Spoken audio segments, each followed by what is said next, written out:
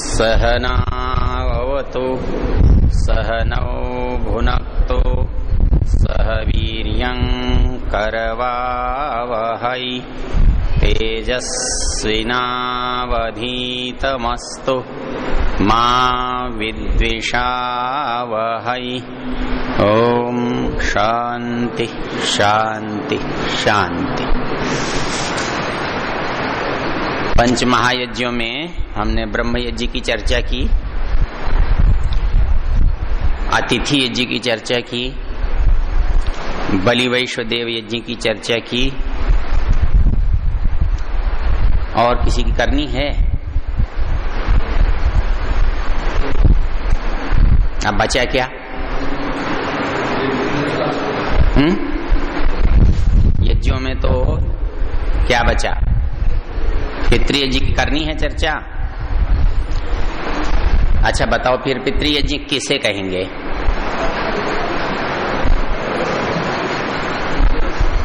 कुछ उन पर हवन ववन करना पड़ेगा। अच्छा देखो, एक विचित्र बात देखो, आप पूजा का एक प्रकार मानते हो, तिलक कर दिया, आरती उतार दी, हाथ जोड़ लिया। देखो कितना व्यक्ति पहला समझदार होगा जिसने मूर्ति बनाई होगी। आप उसे अज्ञानी कहते हैं, मूर्ख कहते हैं, पर मैं ऐसा कहता हूं कि दुनिया का सबसे समझदार आदमी वो रहा है जिसने मूर्ति बना करके पूजा को प्रारंभ किया। आपका क्या विचार है कि वो समझदार है कि ना समझ है? ना समझ है। देखो बहुत समझदार व्यक्ति था। जितने दुनिया में काम होते हैं उन सब कामों में परिश्रम करना पड़ता है। मूर्ति पूजा में कुछ भी परिश्रम करना नहीं पड़ता।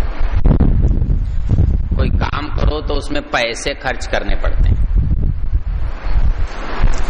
इस पूजा में खाली कहीं से भी पत्थर लाकर रख दो, गेरू लगाओ लगाओ, नहीं लगाओ मत लगाओ, आमदनी शुरू। बिना पूंजी का व्यापार। शेयर में तो फिर भी घाटे का डर रहता है, यहां घाटे का कोई डर नहीं है।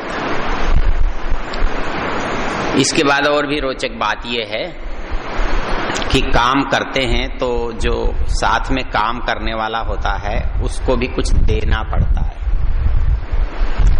यहां सब अपना है, कुछ भी देना नहीं पड़ता। उससे ऊंची बात, कुछ काम करते हैं तो उसकी जिम्मेदारी लेनी पड़ती है, और यहां कोई जिम्मेदारी नहीं। मुझे पास होना था, परीक्षा से पहले 51 रुपए का हनुमान जी को प्रसाद बोला, चढ़ाया और कह दिया कि भाई पास हो गया तो और ज्यादा चढ़ा दूंगा। फेल हो गया। पहले तो जाता नहीं मंदिर में, और मान लो पूछने चला भी जाए तो किससे पूछेगा? भाई बताने को तो केवल पुजारी बैठा होगा, और पुजारी से पूछेगा तो वो क्या कहेगा? प्रसाद तो कोई मुझे थोड़ी चढ़ाया था तूने, वो तो जिसे चढ़ाया था उसको पूछ। अब पूछ लो उसे, चल जाएगा। मतलब दुनिया में व्यापार तो मैंने बहुत देखे, इसमें बहुत बहुत लाभ होता है, ऐसे भी देखे, लेकिन जिसमें 100% लाभ हो ऐसा कोई व्यापार दूसरा नहीं देखा। आप कहते बड़ी बेकार चीज, मैं कहता हूं कितने फायदे की चीज।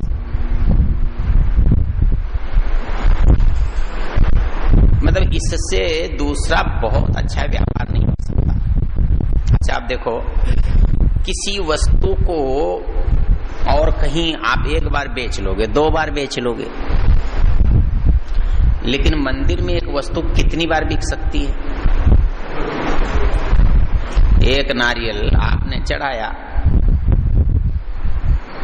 फिर वो नीचे चला गया दुकान में, फिर वापस दूसरे ने खरीदा, फिर चढ़ाया, फिर चला गया, फिर चढ़ाया, फिर चला गया। इससे बढ़िया व्यापार क्या हो सकता है? मतलब व्यापार में वस्तु घटती ही नहीं है। एक नारियल एक दिन में 100 बार बिके या 500 बार बिके, कोई भरोसा नहीं है। अब इतनी ज्यादा आय किसी और व्यापार में हो सकती है? व्यापार तो है, देखो चलने की बात है। हाँ, कुछ मंदिर वाले बैठे रहते हैं, कोई नहीं जाता, और किसी मंदिर की चलती है तो बेहिसाब चलती है। कौन से सालासर वाले बालाजी, वो करामात होती है पुजारी की, उसमें ताकत होनी चाहिए। भगवान तो पत्थर का जैसा यहाँ वैसा वहां। तो अब अंतर है किसी चीज में, तो वो किसका किया हुआ है? पुजारी की करामात है। आप इस पर विचार करके देखो। तो मेरी समझ में तो ये आया कि दुनिया का सबसे बुद्धिमान आदमी वो था जिसने मूर्ति पूजा शुरू की। और ये कब शुरू हुई होगी, क्या सोचते हो?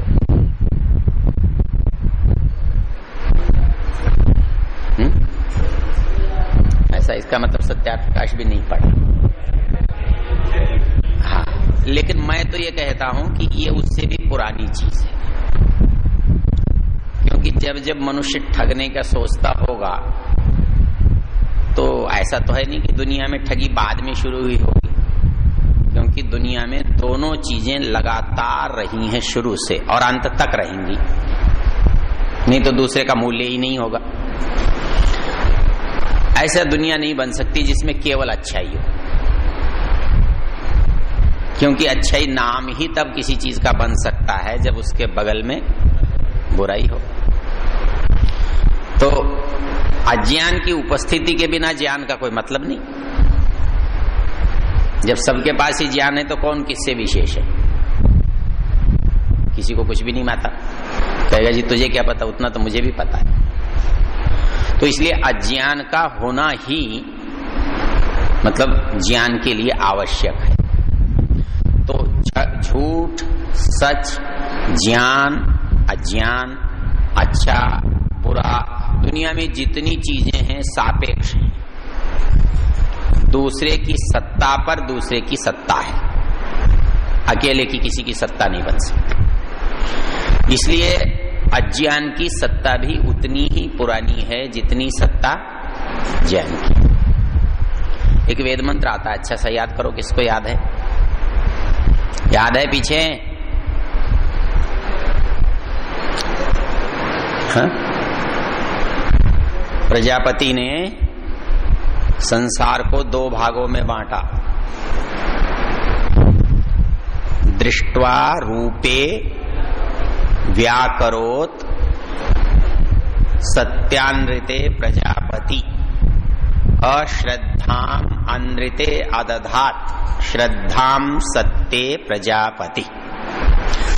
परमेश्वर ने इस संसार को 2 भागों में बांटा।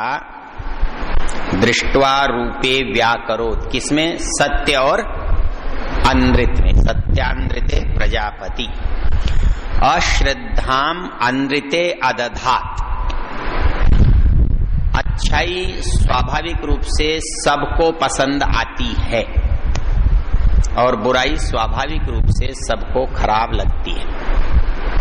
ये विभाजन है, अच्छे और बुरे की यही कसौटी है। अश्रद्धाम अनृते अदधात श्रद्धाम सत्ते प्रजापति। तो जिसने भी भले आदमी ने ये सोचा होगा तो बहुत अच्छा सोचा होगा। क्यों सोचा होगा मालूम है? आर्यसमाजियों के मंदिर में और पौराणिकों के मंदिर में किसका मंदिर अच्छा है?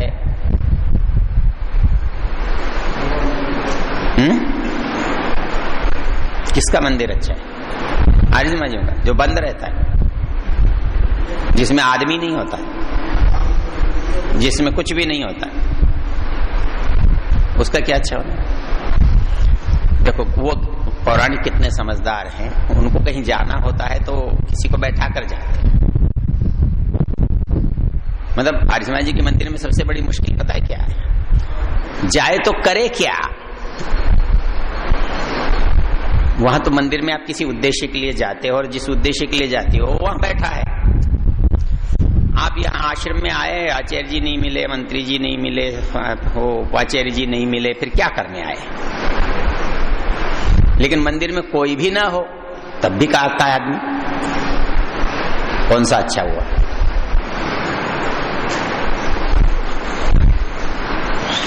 मतलब देखो समझदारी किसमें है। मतलब हमारे साथ संकट क्या है, हम बुलाएं भाई तो आर्य समाज मंदिर रोज आया करो, क्या करने आया करो? आकर करे क्या? खाली खाली हॉल मिले, खाली दीवारें मिले, कोई बताने वाला, बात करने वाला नहीं मिले, हाथ भी जोड़े तो किसको जोड़े? तो उन्होंने उसका इंतजाम कर दिया। बोले बेफिक्र है, आओ, तुम जिससे मिलना चाहते हो वहीं बैठा है, वो कहीं जाता ही नहीं। आदमी रख दे तो पता नहीं कब कहाँ चला जाता है। आप गाड़ी के ड्राइवर के साथ जाते हो, आप घर से बाहर आए तो ड्राइवर नदारत, अरे बोले कहाँ गया था? अरे बोले दोस्त था, उससे मिलने चाहिए।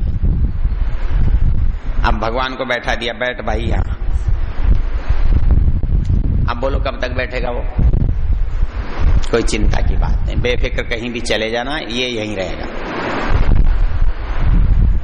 और जो आएगा वो सब इससे मांगेगा, तो आपसे तो कोई मांगता नहीं, आपको कोई देता नहीं, इसलिए आपके होने की वहां जरूरत नहीं। जो आएगा वो देगा, जिसको देगा वो वही है, जिससे बात करेगा वो वही है, और उसके चले जाने के बाद जो आपको मिलना है उसे कोई दूसरा नहीं ले जाएगा। 100% आय बिना पूंजी के, बिना जिम्मेदारी के और बिना उपस्थिति के, ऐसा दुनिया में सुंदर व्यापार कोई नहीं है। अच्छा, इस व्यापार को लोग समझ ही नहीं पाते। ये देखो सामने यहाँ खड़े हो गए तो टेकड़ी पर एक हनुमान जी का मंदिर है, यहीं पर। उसको कौन सा हनुमान जी कहते हैं? हाँ, बालाजी। कौन से बालाजी हैं? ये यहीं बगल में, इस तालाब के साथ। अजी हमारे यहाँ के, तुम्हारे यहाँ के बालाजी अलग हैं, हमारे यहाँ के अलग। बिल्कुल ये तालाब के साथ खड़े हैं। बजरंगगढ़ इसका नाम है, बजरंगगढ़ पर मंदिर है। इस मंदिर का जो मालिक है ना, वो एक जैन है, हमारा पड़ोसी है रणजीत मल्लोड़ा। अब मैंने एक आदमी से पूछा, मैंने कहा ये भगवान जी तेरे हैं? बोले हाँ। और इसकी आमदनी अब तो घट गई, क्योंकि नीचे लोगों ने मंदिर बना करके बाजार बड़ा कर दिया, तो ऊपर जाने के बजाय लोग नीचे ही 8-7 मंदिर इकट्ठे बना दिए, किसी को कुछ भी ऊपर जाने की जरूरत नहीं, फिर भी कुछ थोड़े बहुत जाते। पहले उसकी आमदनी 1.5 से 2 लाख प्रति महीना थी। वो किसे मिलती थी? पुजारी को नहीं मिलती, पुजारी तो नौकर है, जो उसका मालिक है उसको मिलती थी। मैंने पूछा यार तो हनुमान जी को खुश करने गया था, तेरे पर खुश हुए कि उस पर खुश हुए?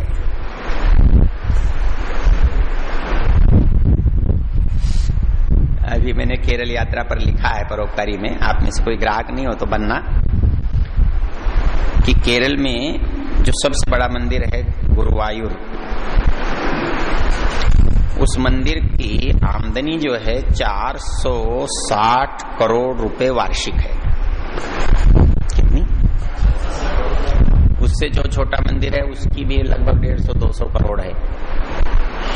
और बाकी छोटे मोटे मंदिरों की संख्या उन्होंने बताई 600, 1200, 800 कुछ मिलाकर के इतने मंदिर हैं केरल में जो सरकार चलाती है। और भगवान को भक्त लोग दान देते हैं। दान कहाँ गया? और सरकार है ईसाइयों की। भगवान किस पर खुश हुए? क्या मतलब है? मतलब आप कम से कम इतना ही सोच लेते यार ये पैसा दे रहा हूं, दे किसको रहा हूं। वो सारा पैसा ईसाईयत और इस्लाम के प्रचार में जाता है और भक्ति आप करते हो। कितनी सुंदर बात है। तो सोचने की बात पता है क्या है? सोचना क्या है कि हम जिस उद्देश्य से जो कर रहे हैं वो उद्देश्य उससे पूरा होता है या नहीं होता है। एक उद्देश्य क्या पूरा होता है मालूम है? ये सब चलता क्यों है, ये दुकानदारी चलती क्यों? दुकानदारी कब चलती है? दुकानदारी निर्भर किस पर करती है? आवश्यकता पर, मतलब मांग पर तो बाजार चलता है ना। तो इस मंदिर के बाजार के चलने में मांग क्या है जिसके कारण ये चलता है? भाई बिना मांग के तो कोई बाजार नहीं चल सकता, कितना भी माल रखे रहो, जरूरत नहीं है तो कोई क्यों लेगा। और जरूरत है तो मिट्टी सोने के भाव जाएगी। तो मंदिर चल रहा है तो कौन सी मांग है जिसके कारण से वो चल रहा है?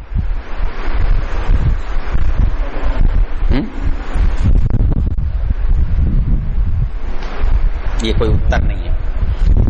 हमारी कोई आवश्यकता की पूर्ति होनी चाहिए, नहीं तो दुकान खोलने का मतलब क्या है?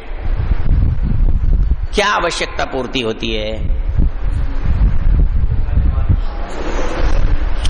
ऐसा है कि हम ये मान कर चलते हैं कि हम जो इससे मांग रहे हैं ये देगा,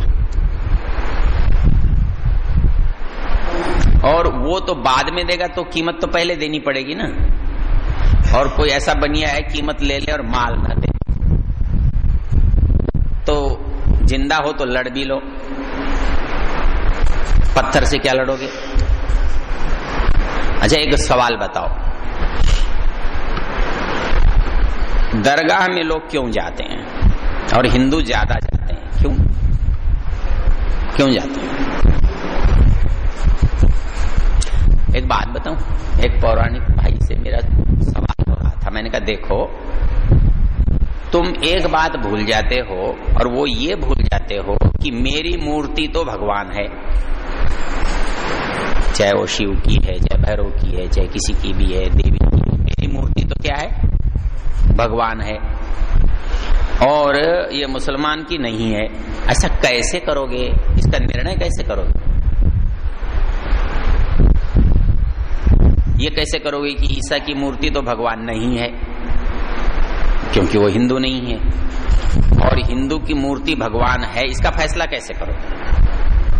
है कोई तरीका? तो निर्णय क्या निकलेगा? फैसला क्या होगा कि तेरी मूर्ति भी भगवान है तो मेरी भी भगवान है। आप मना कैसे करोगे? दोनों मूर्ति भगवान हुई, कोई तीसरी बना ले उसकी भी भगवान हो जाएगी। तो जब सभी भगवान हैं तो किसी में भी माथा मारो।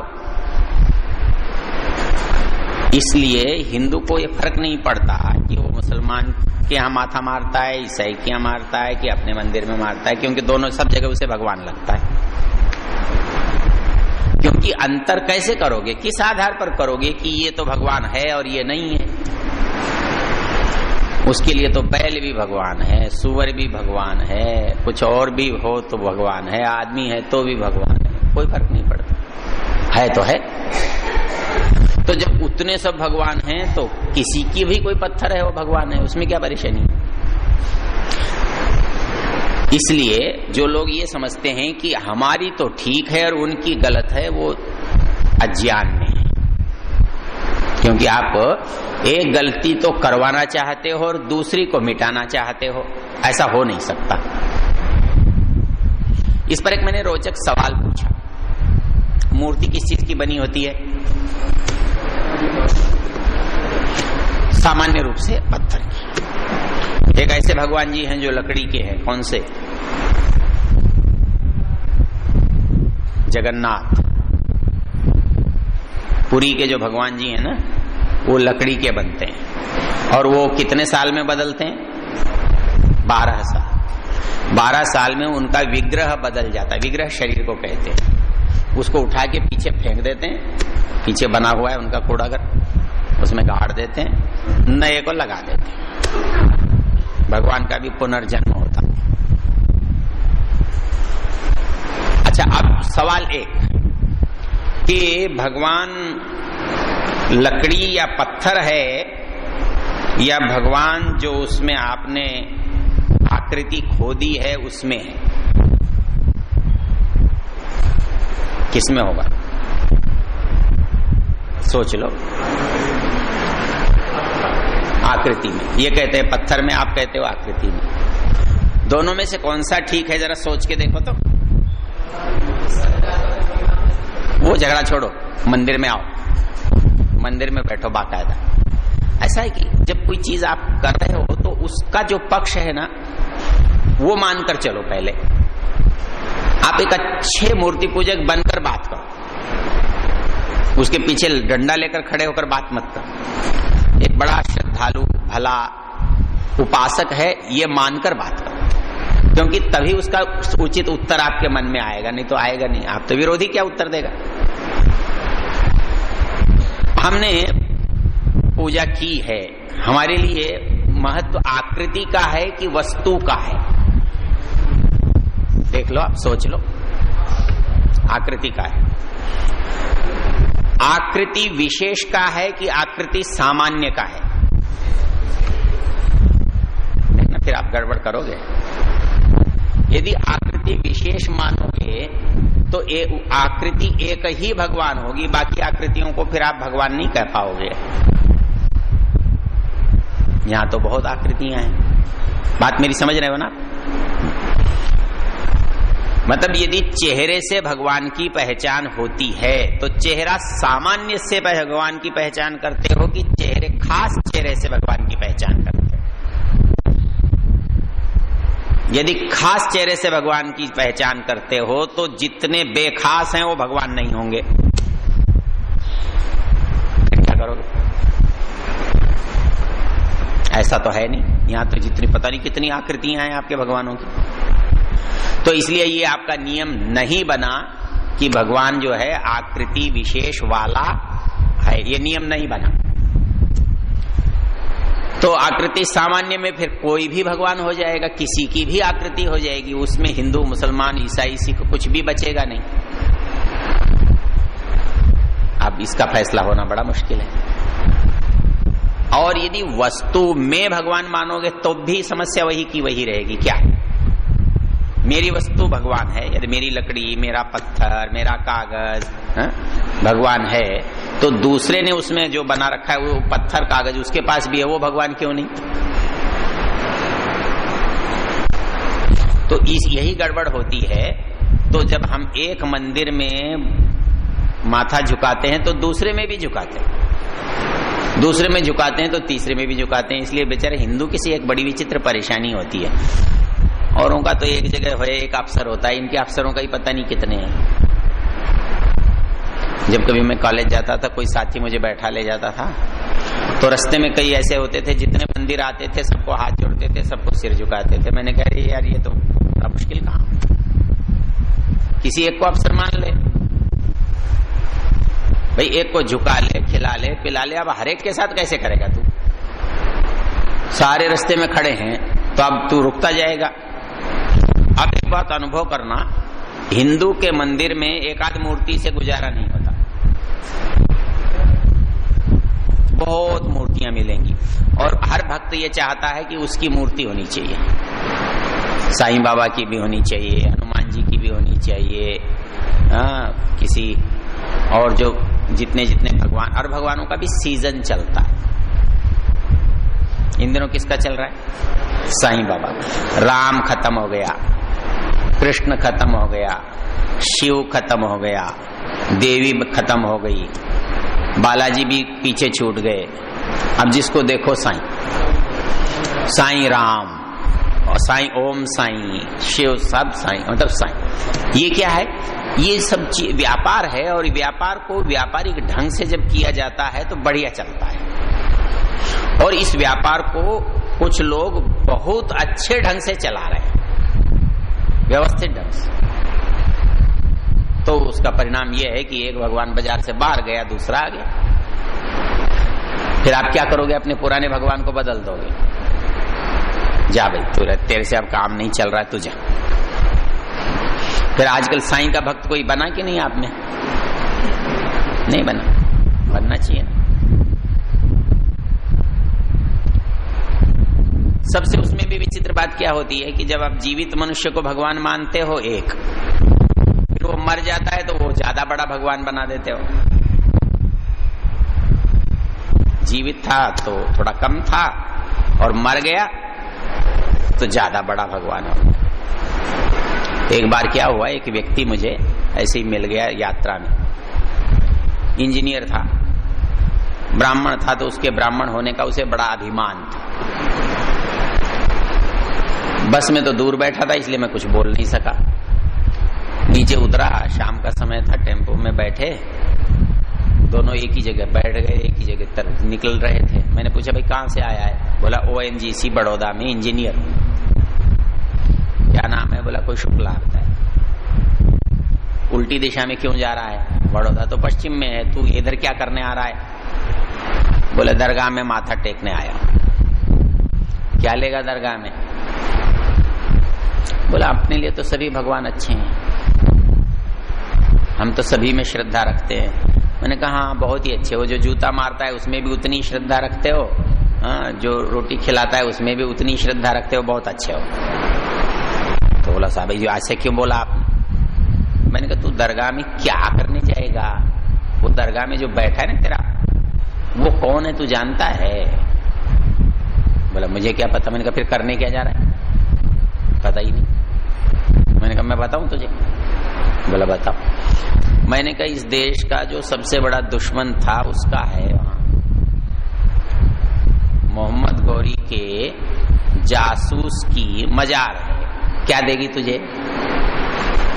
मैंने कहा यदि वो कुछ जान समझ रखती होगी तो इतना तो वो जानता होगा कि पूजा करने वाला हिंदू है कि मुसलमान है, जानता होगा कि नहीं जानता होगा? जानता होगा। तो हिंदू है ना? तो वो बोले हाँ। तो मैंने कहा तुझे क्या देगा वो? यदि वो दे सकता होगा तो भी तुझे क्या देगा? तू तो उसका दुश्मन है। जा रहा है माथा मारने, तो बिगड़ गया। मैंने कहा तू शुक्ला से थोड़े दिन में खान बनने वाला है, और ये हम सबका हाल है, चिंता मत करो, हंसो मत। थोड़े दिन में आप भी बनने वाले हो। आप जिस रास्ते जा रहे हो उसकी चर्चा भी नहीं करूंगा, आप बनोगे, निश्चित बनोगे। तो उससे मैंने पूछा, मैंने कहा तू इसका इतिहास नहीं जानता क्या? मैंने कहा मैं बताऊं। मैंने कहा अजमेर के इतिहासकार हुए हैं हरविलास शारदा, इस बात के लिए प्रसिद्ध है। बाल विवाह निरोधक जो कानून था ना, शारदा एक्ट, उसके लिए प्रसिद्ध है, जिन्होंने बाल विवाह का निषेध कानूनी रूप से करवाया था अंग्रेजों के समय में। उन्होंने पुस्तक लिखी है अजमेर हिस्टोरिकल एंड पर्सपेक्टिव। उसमें उन्होंने लिखा कि ये दरगाह जो है शिव जी के मंदिर पर बनी हुई है। अच्छा अब ये बताओ, पूजा जब कर रहे हो तो शिव जी तुमसे प्रसन्न होंगे कि दुखी होंगे?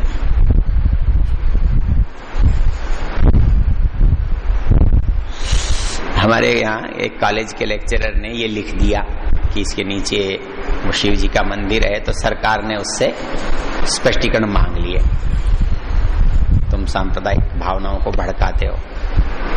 तो उसने किताब निकाल के दे दी, ये लिखी हुई है। और मुझे तो इसलिए पता है कि उसका जो पुजारी है ना उस मंदिर का, आज भी है, उन पुजारियों में जयदत्त और ब्रह्मदत्त सोढ़ा जो थे वो ऋषि के सबसे अच्छे सेवकों में थे। वो उस मंदिर के पुजारी थे और उनके घर में वो परंपरा आज भी है, वो साल में एक बार या 2 बार पूजा करते हैं। अब आप ये सोचो तो सही, बनारस हो, मथुरा हो, अजमेर हो, द्वारका हो, आप पूजा कर रहे हो तो किसकी कर रहे हो? कौन से की? इसकी करोगे तो पड़ोस वाला नाराज नहीं होगा। अच्छा मूर्ख आदमी है, दुश्मन को भी वैसे ही पूज रहा है, अपने को भी। इस हिंदू की सबसे बड़ी मूर्खता क्या है, इसे मित्र और शत्रु का पता नहीं, सब ठीक है। इसको एक जवाब आता है, सब ठीक है साहब, सब में भगवान है, सब भगवान का अंश है। अब जब सभी भगवान का अंश है तो कोई मारो, कोई लूटो, कोई काटो, गया किसका, कुछ भी नहीं। तो ये जो मानसिकता है ना हमारे समाज की, ये मानसिकता को इतना हमारे अंदर घुसा दिया है कि हमें दुख नहीं लगता, पराधीनता नहीं लगती, शत्रु नहीं लगता, मतलब कोई खेद की बात खेद की नहीं लगती, कोई अपमान नहीं लगता। हम निर्विकार वैराग्यवान व्यक्ति की तरह से इस समाज में बहुत आराम से जीते देखते करते हैं, और हमें कुछ भी अनुभव नहीं होता कि हमारे साथ कहीं कुछ गलत हो रहा है, कोई गलत कर रहा है, ये अनुभूति होती ही नहीं। इसका मूल कारण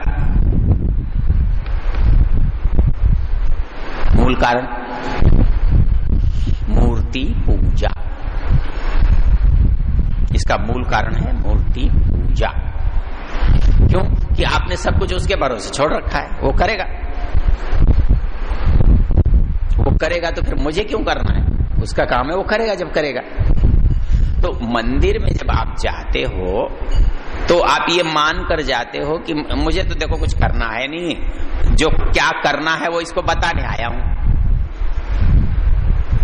कि भैया मेरा ये काम बकाया है। आज वो नौकर को कहते हैं भाई फलाने खेत में तो पानी लगाना है, वो वहां का चारा काटना है, उसकी लामनी करनी है, उसको नलाना है, और ये जो काम है ना ये शाम तक तो करके आ जा। तो ऐसे ही मंदिर में जाने वाला एक लिस्ट लेकर जाता है और कहता है देख भाई भगवान कुछ काम है तुझे, वैसे तो आने चाहिए पर नहीं आए तो मैं आ गया हूँ बताने के लिए। मेरा एक बेटे की नौकरी नहीं लग रही है, वो लगवा देना। बेटी की शादी का जरा झगड़ा फंसा हुआ है, उसको ठीक करवा देना। मेरा पड़ोसी से लड़ाई है, वो मुकदमा चल रहा है, जरा फाइल देख लेना। और कुछ मंदी चल रही है। मतलब इस बात के लिए भी आदमी दुकान में मंदिर में जाता है कि उसकी भैंस जरा दूध नहीं दे रही है, तो भैंस को भी समझा देना, दे दे। अब जो इस चिंतन पर चलता हो तो बताओ उसका दुनिया में भला कैसे करेगा और कौन करेगा। और मंदिर में कहीं भी खड़े होकर आप देख लेना कि इसके अलावा कुछ बताता हो कोई, मतलब 10,000 व्यक्ति भी मंदिर की लाइन में खड़े होंगे तो उनकी लिस्ट में इसके अतिरिक्त कुछ भी नहीं होगा, सिवाय भगवान को कुछ काम लिखवाने आए हैं।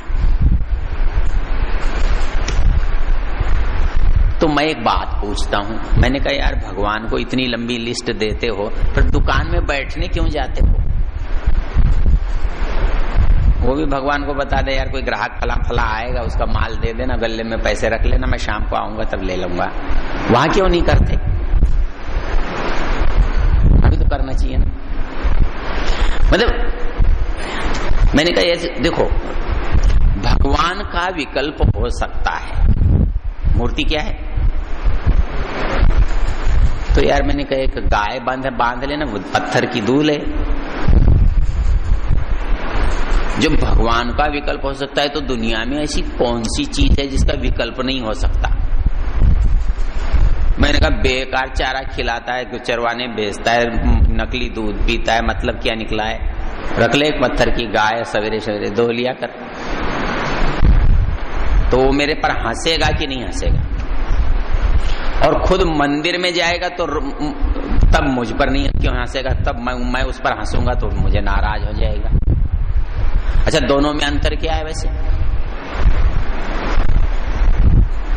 यदि मैं कहूं जी एक पत्थर की गाय है मुझे दूध देगी ही, तो आप कहोगे पागल है। अरे यार ये पत्थर का भगवान है तुझे इतना माल देगा, ये सच है, तो ये सच क्यों नहीं है? इसमें क्या गलत है आप बताओ? कुछ गलत है? फिर मतलब इतनी सामान्य बात इस समाज के बुद्धि में क्यों नहीं आती? कहोगे तो यूँ कहोगे यार इसमा जी है तो खंडन करता है। अरे यार कहीं हो तो खंडन करे, है कुछ नहीं, खंडन किसका करे। ये समझने की बात है। मतलब जड़ पूजा से इस देश का नुकसान क्या हुआ है। एक आदमी बोला साहब हिंदुओं मूर्ति पूजा से हिंदुओं की रक्षा होती है। अरे मैंने कहा रक्षा होती तो ये मुसीबत क्यों आती। मूर्ति पूजा तो कोई आज से थोड़ी हो रही है, हजारों साल से हो रही है। और हजारों साल से होती तो हजारों साल का कुछ परिणाम तो सामने आता। मतलब पाकिस्तान बनने से पहले मूर्ति पूजा नहीं होती और पाकिस्तान बन गया तो मैं मान सकता था, मूर्ति पूजा करते तो पाकिस्तान नहीं बनता। लेकिन मूर्ति पूजा करते बना है कि बिना किए बना है। और सारे भगवान वहां थे कि नहीं थे। तो जब उनकी उपस्थिति में कुछ सब कुछ हुआ है तो आज उनकी उपस्थिति से नहीं होगा ये नियम कैसे बनाओगे।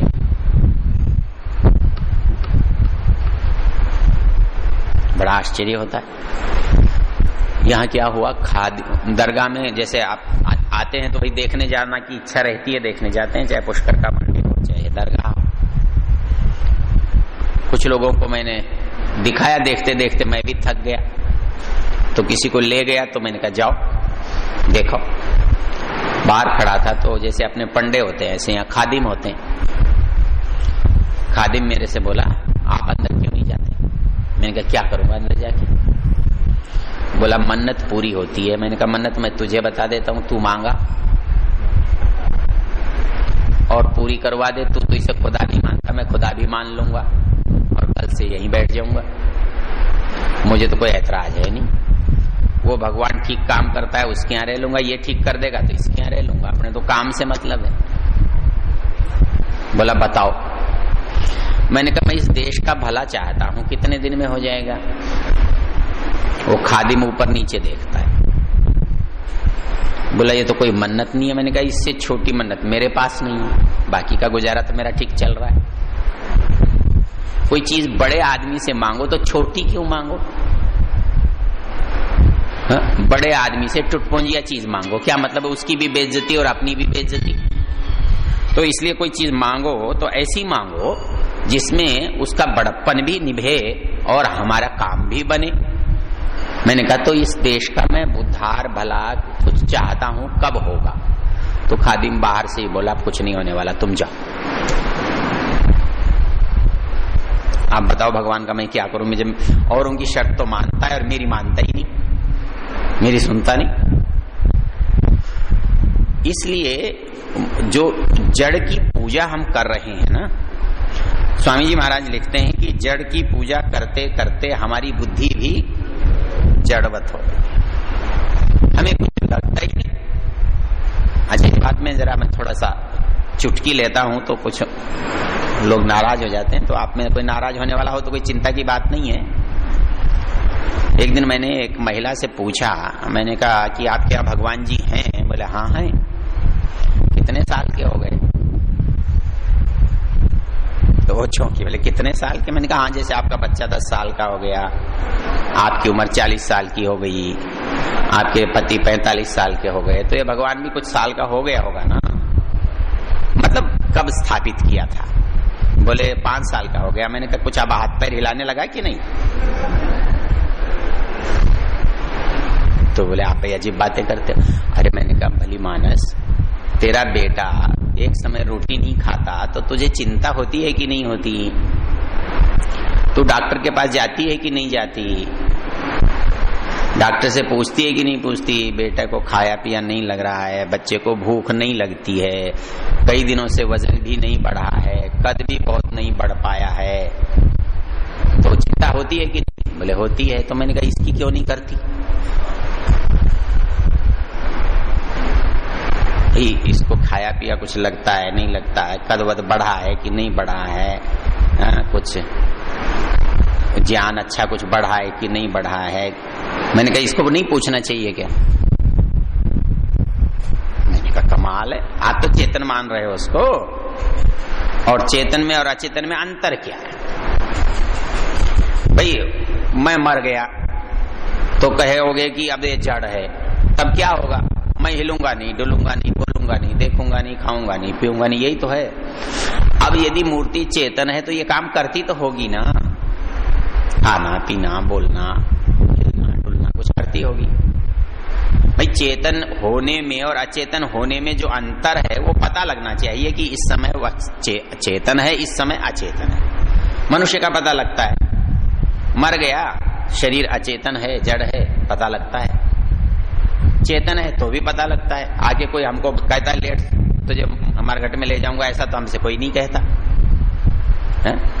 कहते बोले आदमी को किसी बाबा जी ने कह दिया कि 6 महीने में मर जाएगा। 6 महीने हुए वो मरा नहीं, पर घर के बीच में लेट गया। बोले मैं मर गया, मुझे तुम श्मशान पहुंचाओ। बोले क्यों? बोले महात्मा जी झूठ नहीं बोल सकते। अरे बोले भाई तू बोल रहा है, चल रहा है, खा रहा है, पी रहा है। बोले नहीं नहीं, महात्मा जी ने तारीख बताई थी आज मरना है और आज तारीख आ गई, मैं तो मर गया। नहीं माना तो लोगों ने उसको उठा करके श्मशान में रख दिया। बोले ठीक है जा। लेटा हुआ था श्मशान में, उधर से कुछ लोग घूमते हुए आ गए, रास्ता भटक गए। वो बोले यार कोई है रास्ता बताएगा? तो वो मुर्दा क्या कहता है, यार बता तो हम देते पर क्या करें, मरे पड़े हैं।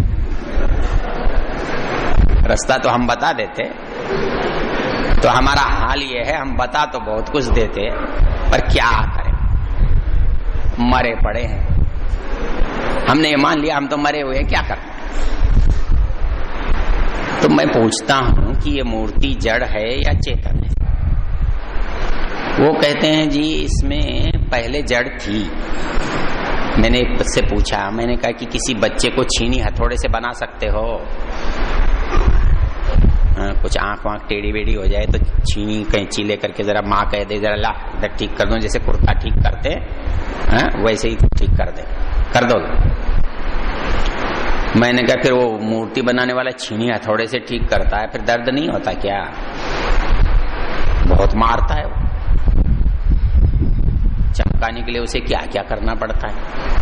कहने लगा नहीं नहीं, तब प्राण नहीं होते, जब प्राण की प्रतिष्ठा हो जाती है तब प्राण उसमें आते हैं। मैंने कहा चल ये भी सही, भाई नहीं थे तब नहीं थे, कोई दिक्कत नहीं, लेकिन प्राण जब डाल दिए तब तो प्राण की क्रिया प्रतिक्रिया दिखनी चाहिए। क्या दिखना, क्या अंतर आया, कुछ बदलाव आया? मैंने एक से पूछा, मैंने कहा जी भगवान को खिलाने गए थे? बोले हाँ। मैंने कहा अब तो बड़ा हो गया, हाथ से खाने लग गया होगा? नहीं भाई, आपका बच्चा साल भर का होता है, 1.5 साल का, तो आप उसे कहते हो बेटा अब तू बड़ा हो गया, अब अपने आप खाया कर। मैंने कहा इसको भी कह देना, अब 5 साल का हो गया, अपने आप खा लिया कर। उसको नहीं खिलाएंगे, उसको तो बाल गोपाल ही कहेंगे। एक दिन मैं यहाँ आदर्श नगर है, वहां गली में से गुजर रहा था, तो एक पुजारी जी एक माता जी को जो भक्ति पूजा करने आई थी उससे कहने लगे माँ बहन जी। बोले हाँ पंडित जी। बोले बाल गोपाल को खीर खाए बहुत दिन हो गए हैं। तो मैं बीच में बोला बाल गोपाल को कैसे पता कि खीर थी? वो बोले यार तुम चुप रहो बेकार खलल डालते हो। तो माता जी बोली पुजारी जी कल खीर ले आएंगे। अब बाल गोपाल को खीर चाहिए, ये कौन बता रहा है? बाल गोपाल। उसको क्या पता बेचारे को खीर का और हलवे का। एक और सवाल पूछा करता हूं मैंने कहा चलो एक बात बताओ, बच्चा चाहे 2 महीने का हो या 2 दिन का हो या 2 साल का हो, उसको बिना मुंह खोले कोई खिला सकता है? और किसी भगवान ने आज तक मुंह खोला है?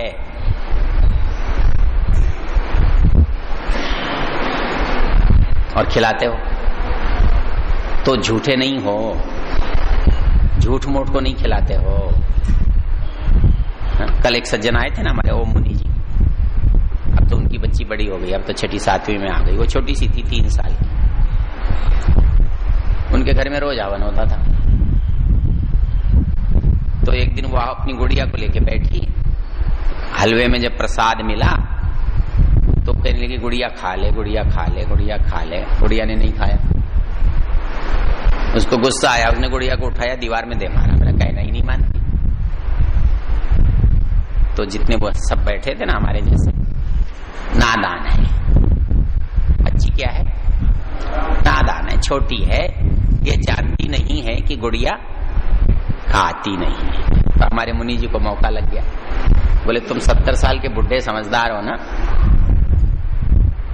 तुम तो बहुत समझदार हो, अभी यहां से जाओगे और मंदिर में बड़े गुड्डे को खिला के आओगे, क्योंकि तुम समझदार हो और ये ना समझ है। तो ना समझ है इसलिए तो गुड़िया खाती नहीं है कि ये जानती है, और हम समझदार हैं इसलिए खिला कर आते हैं। गुड़िया तो दोनों एक ही है। मतलब वही काम बच्चा कर रहा है तो आप कहते हो नादान है, छोटा है, नासमझ है, और वही काम आप कर रहे हो खुद तो समझदार होकर करते हो। कैसे न्याय करोगे इन बातों में? हो सकता है कोई तरीका? भाई प्राण प्रतिष्ठा कर दी, मान लिया हमने, हो गई, तो अब मुंह तो खुलना चाहिए ना, पहले नहीं खुलता था, खुलता तो फिर भी नहीं। हमारे एक सज्जन है शीतल चंद जी जैन, सहयोग करते रहते हैं, कभी कभी मेले में, कोई चारे में, गेहूं में करते रहते हैं। तो एक दिन मेरे से बोले तुम्हारा भगवान कोई अच्छा नहीं है। बोले तुम्हारे हाथ नहीं, पैर नहीं, आंख नहीं, कान नहीं, ऐसा आदमी देखो कैसा कोई लगेगा अच्छा? मैंने कहा अच्छा तो नहीं लगेगा। तो बोले फिर हमारा भगवान अच्छा है, हाथ पैर आंख नाक कान सब रखता है। मैंने कहा हाँ, पर वो काम में भी लेता है कि नहीं लेता? वो हाथ पैर हैं, देखने के हैं, काम के तो नहीं है ना। फिर होने से फायदा क्या हुआ? जो आंख देख नहीं सकती, जो कान सुन नहीं सकते, जो पैर चल नहीं सकते, जो हाथ कर नहीं सकते, फिर उनके होने से फायदा क्या? बोझा और हो गया। तो अपने देश में सबसे जो बड़ा अपराध है वो है जड़ पूजा। जड़ वस्तुओं में जो कुछ आप करते हो तो क्या मानकर करते हो? उनको चेतन मानकर करते हो। एक एस्ट्रोलॉजी देवता तो लिखा हुआ है, देवता तो जड़ होते हैं। मैंने कहा होते हैं, होते हैं कि नहीं? अच्छा, देवताओं की पूजा करनी चाहिए कि नहीं? तो फिर जड़ की पूजा क्यों नहीं करनी चाहिए? करनी चाहिए ना, तो ठीक करते हैं ये।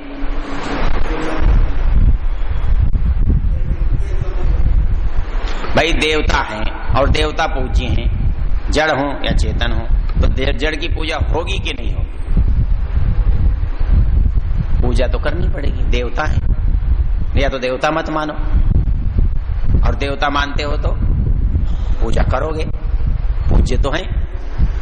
ये विवाद है, कैसे करोगे? इसका उत्तर मैं जो आपको बताता हूं उसको देखो, वो ठीक है तो मानो, नहीं है तो सोचो।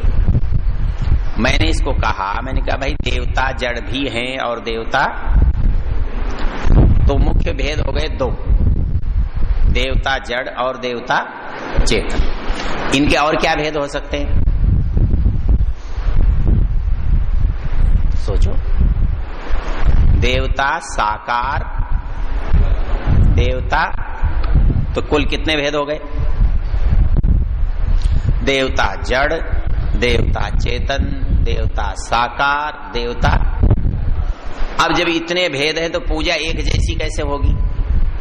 अब मनुष्य तो मनुष्य है, लेकिन बच्चे का भोजन और है, रोगी का भोजन और है, मजदूर का भोजन और है, पहलवान का भोजन और है, शहरी का और है, गांव वाले का और है। तो मनुष्य एक होने पर भी भोजन सबका अलग अलग है ना, आवश्यकता सबकी अलग अलग है।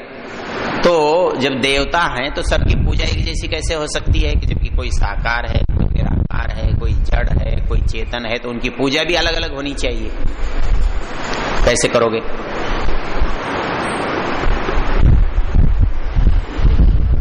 ऐसा है, जड़ की पूजा होती है,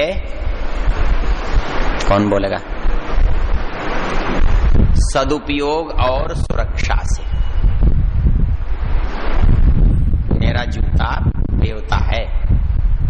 मुझे सुख देता है और देवता है किंतु जड़ है। पूजा तो मुझे उसकी करनी है। जूते से पूजा करना अलग चीज है, जूते की पूजा करना अलग चीज है, दोनों को एक मत करना। किसी की आप जूते से पूजा करते हो, उसमें जूते का क्या भला होने वाला है? लेकिन जूते की पूजा करोगे तो जूते का भला होने वाला है, लेकिन उसमें पानी डाल के अपने तिलक लगाया तो बेकार हो जाएगा।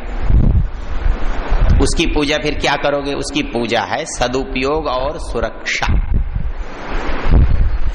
जैसे वो अच्छा ज्यादा से ज्यादा दिन तक बना रहे, उसकी पॉलिश करो, उसको भीगने मत दो, धूप में मत डाल के रखो, जरूरत नहीं है तो उसको संभाल कर रखो, ये उसकी पूजा है। और मौका आने पर उसका उपयोग करो। देवता का ये सहयोग है अपने लिए। तो जड़ वस्तुओं की पूजा क्या है? सदुपयोग और सुरक्षा। अब बचे चेतन। अच्छा, इसमें साकार निराकार में ज्यादा फर्क पड़ेगा नहीं, क्योंकि निराकार को आपको कुछ देना नहीं है। देना है तो उसी तरह से देना है जैसे हम यज्ञ वगैरह करते हैं। तो अब बचे चेतन। चेतन के दो भेद हैं, क्या क्या? कौन साकार कौन निराकार? कौन साकार कौन निराकार? ईश्वर निराकार और बाकी सब चेतन साकार। तो अब इनकी दोनों की पूजा भी एक जैसी नहीं हो सकती, क्योंकि दोनों में बहुत अंतर है। एक साकार है, निराकार है। तो निराकार को तो न खाने की, न पीने की, न पहनने की, न किसी चीज की जरूरत नहीं है, लेकिन साकार को तो सारी जरूरत है। तो अब साकार की पूजा कैसे करेंगे? वैसे ही तिलक लगाकर आरती उतारेंगे, कहना जा। हाँ, साकार की पूजा करेंगे सेवा और सत्कार से। सेवा तो मतलब आवश्यकताओं का जो भी उनका है उसको पूरा करेंगे, और सत्कार मतलब आदर करेंगे। भाई जूते का क्या आदर करोगे? जूते को क्या कुर्सी पर रखोगे? उससे जूते को क्या फर्क पड़ेगा? आपने पैर में पहना, बाहर फेंका, कुर्सी पर रखा, जूते को क्या? लेकिन एक मनुष्य के साथ उल्टा सीधा करोगे तो बुरा भला लगता है। इसलिए सत्कार जो है वो चेतन का, आदर का भाव, ऊंचा आसन, बढ़िया वस्तु, मीठा बोल, हाँ? तो ये जो है सेवा और सत्कार किसकी पूजा है? साकार चेतन की। और सदुपयोग और सुरक्षा किसकी पूजा है? जड़ की। अब एक बात बची, निराकार और चेतन की पूजा फिर कैसे करें? उसको भी रोटी कपड़ा मकान की जरूरत है क्या? उसको भी माला तिलक फूल कुछ जरूरत है क्या? तो अब उसकी पूजा कैसे करोगे ये बताओ। हाँ, कहते हैं कि कोई ये वो बड़ा है ना हमारे में, और बड़ा आदमी का सत्कार किसमें होता है? उसकी बात को मानने में। भाई उसमें ये शक तो है नहीं कि वो गलत बोलेगा, ये है नहीं वो अन्याय करेगा, वो है नहीं कि उससे हमारी कोई दुश्मनी है, ऐसी कोई भी बात नहीं है। वो जो भी करेगा अच्छा करेगा, न्याय करेगा, हमारे लिए प्रेम करेगा। तो इसलिए उसकी बात को मानना उसकी पूजा है, उसका सत्कार है। तो परमेश्वर की पूजा और परमेश्वर की सेवा क्या है? उसके आदेश का, उसके कार्यों का सम्मान करना, उसको मानना, उनको करना। तो देवता जड़ भी हैं, देवता चेतन भी हैं, देवता साकार भी हैं, देवता निराकार भी हैं। इसलिए जो जिसके योग्य है उसके साथ यथोचित व्यवहार करना ही उसकी पूजा है। लेकिन हमारी मुश्किल क्या है कि हम उल्टा सुल्टा कर लेते हैं। जड़ को तो चेतन समझ लेते हैं और चेतन को, इसको योग दर्शनकार क्या कहता है पता है? क्या कहता है? अविद्या। मतलब जड़ को चेतन और चेतन को जड़ समझना क्या है? अविद्या है। अच्छा, ये सारा संसार यही कर रहा है और हमारी दुनिया बड़े आराम से चल रही है। क्यों पता है? जिसने भी ये किया होगा तो उसने एक बात ये किया होगा कि जैसे कोई सांप हो ना, एक आपकी तरफ दौड़ के आता है तो लोग क्या कहते हैं पता है कि चादर वादर निकाल कर फेंक दो उसकी तरफ, तो वो उसमें उलझ जाता है। ये जेब कतरे क्या करते हैं, जेब तो काट लेते हैं और फिर क्या करते हैं, आप उनको पकड़ने दौड़ो तो बटुआ फेंक देते हैं। आप बटुआ उठाने में रहते हो, वो पैसे लेकर चले जाते हैं। तो क्या होता है, जब कोई आदमी गुस्से में होता है ना, वो जिससे बदला लेना चाहता है वो मंदिर बीच में पड़ जाता है, तो ये समझता है कि गलती इसकी है, उसकी नहीं है। तो जो गुस्सा समाज के गलत लोगों पर उतरना था, सरकार पर उतरना था, जिम्मेदार वाले पर उतरना था, वो सारी की सारी जिम्मेदारी किस पर आ गई, इस पत्थर पर आ गई और आप उसमें सिर मारते रह गए। वो बेचारा आराम से सोता है। ये सब क्या है, समस्याओं को रास्ते से भटकाना, डाइवर्शन। तो ये जितना तंत्र है ना, वो एक ही काम करता है, आपके गुस्से को जो है ना किसी दूसरी तरफ से ले जाता है। मतलब सारा गुस्सा किस पर आएगा, भगवान पर आएगा। मेरा सब कुछ बिगाड़ा तो इसने बिगाड़ा, इस पत्थर ने बिगाड़ा, तो आप उसको मार लो जूते, उसमें क्या। तो सारे जो दुखी आत्मा हैं वो वहां केवल पहुंचकर अपने दुखों की शिकायत करते हैं और वहां पर जाकर के जिन पर गुस्सा उतारना था उनके लिए गुस्सा बचता ही नहीं। मतलब राजनेता जो होते हैं ना, बड़े समझ, इस पर चाणक्य ने बड़ा अच्छा लिखा है। चाणक्य लिखता है कि यदि समाज में उपद्रव हो जाए तो देवी देवताओं को प्रकट कर दे और उनको कहे कि वो देवी देवता वहां प्रकट हुए हैं और उनके कारण से समाज में बहुत बड़ा ये उथल पुथल होने वाला है, क्रांति होने वाली है, तो सारे लोग उधर भागने लग जाएंगे, आप आराम से सो जाओ।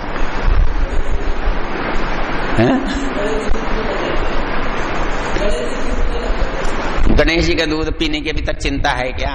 अच्छा एक बात बताओ, पीने तो लगते हैं, पीते भी होंगे मान लेता हूं, एक दिन पीते हैं कि रोज पीते हैं? तो गणेश जी ने मांगा था कि किसी को पता लगा था? कुछ नहीं, ढकोसला, दूसरों को मूर्ख बनाना।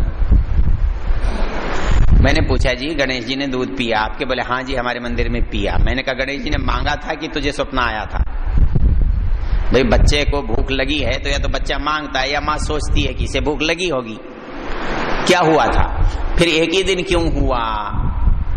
बच्चा भूख एक दिन खा के चुप हो जाता है?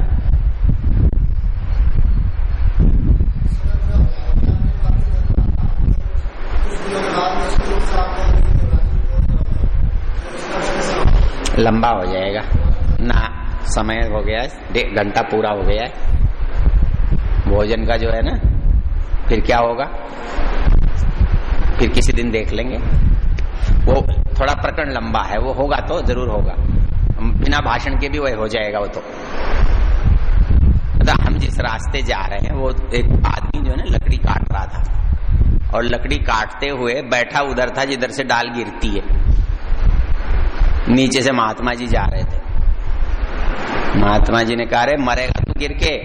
बोले चल चल, और वो डाली टूट गई और नीचे गिर पड़ा। यूं बोला महात्मा जी बड़े सत्यवादी हैं, बड़े भविष्य दृष्टा है। तो ये समाज का भविष्य वैसा ही है और कुछ भी नहीं है इसमें।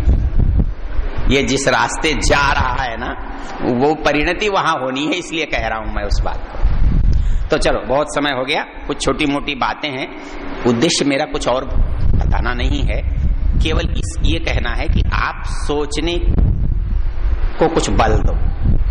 कोई सवाल सामने आए तो सोचो ये सही है गलत है, क्यों सही है क्यों गलत है। मैं ये कहा करता हूं कि मेरे भाषण से आपका तो गुस्सा इसलिए नहीं होगा कि आप इस विचार के लोग हो। बाहर जब कोई मुझे मिलता है तो मैं कहता हूं कि मेरे भाषण से यदि मैं किसी में गुस्सा आ जाए तो मैं ये समझता हूं कि मेरा भाषण ठीक ठाक है, क्योंकि उस पर चोट लगनी चाहिए। चोट लगने से वो सोचने के लिए मजबूर होगा। मैं कहता हूं कि मेरे भाषण देने के बाद आप मूर्ति के सामने खड़े हो और मेरी याद ना आए तो भाषण देना बेकार है।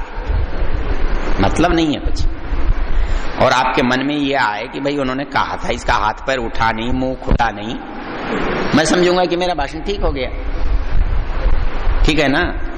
तो कुछ नहीं, ये फुटकर बातें केवल इसलिए कि इस पर कहीं कुछ वजन पड़ जाए तो देख लो। कुछ पड़ेगा इसलिए तो आए हो, नहीं तो यहाँ क्यों आते दुख उठा करके। ठीक है, धन्यवाद।